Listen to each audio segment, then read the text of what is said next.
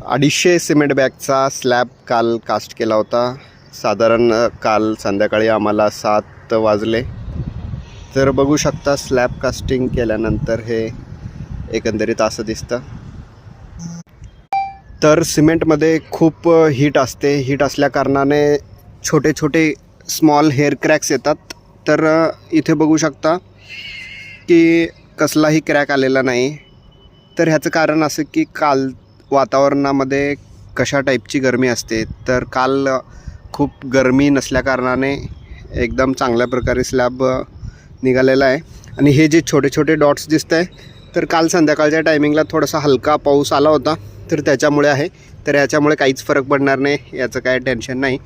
आणि slab casting झाल्याच्या दुसऱ्या दिवशी नेक्स्ट डे सिमेंट स्लरी म्हणजे सिमेंट पाणी झाडू मारणं खूप गरजेचं आहे, जेणेकरून जे काही स्मॉल एकदम मायनर क्रॅक्स असतील तर त्याच्यामध्ये सिमेंट जाऊन बसेल आणि परफेक्टली लॉक होईल.